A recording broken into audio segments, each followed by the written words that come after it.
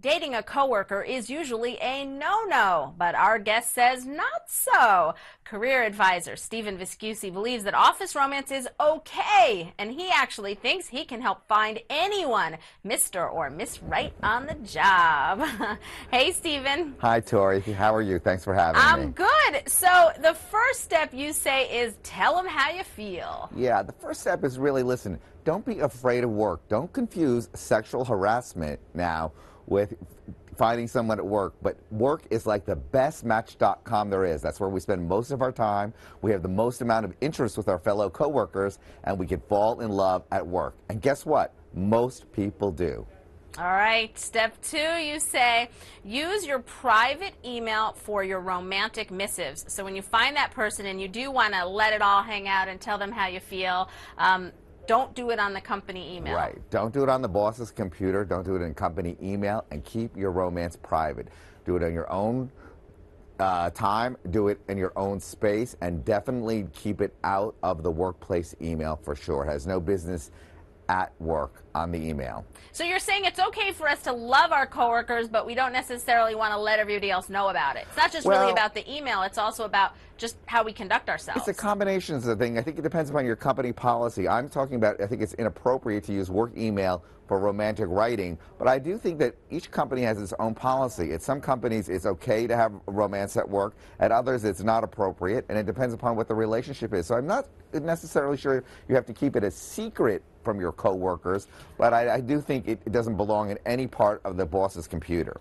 Got it. All right. Step 3, you want us to date but not to talk about work. Isn't that a little bit easier said than done when you're out with your coworkers? That's 100% true.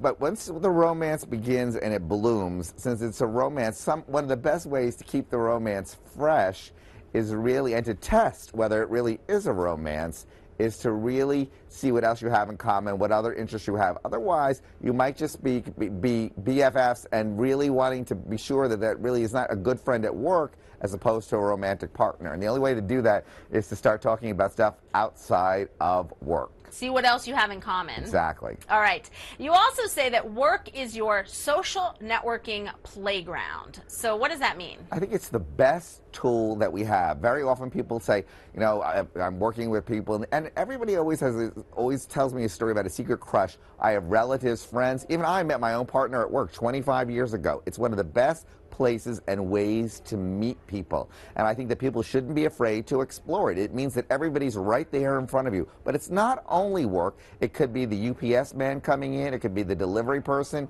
It could be someone that you meet and network through your job as well. So go beyond the stable of your local cubicle and office and consider some of the vendors that you work with as well. There's romance there waiting to happen. Oh my gosh, you are totally complicating all of these things. What happens when it doesn't work out? What happens when it doesn't work out? You know, and you know, there you are in your job. Yeah, it's always a risk it takes, but love is worth the risk.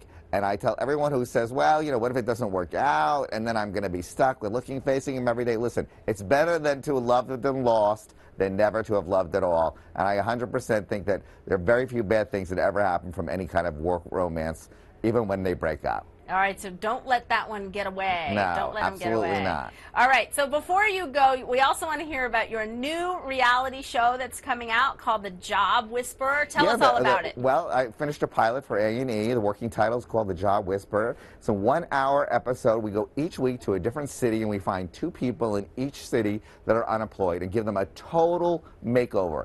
I'm a headhunter for many, many years.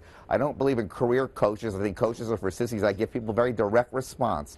And guess what? It's a super nanny sort of meets millionaire matchmaker without a British accent. This is an A&E American import, very red state oriented. We go, our first makeover, by the way, is a U.S.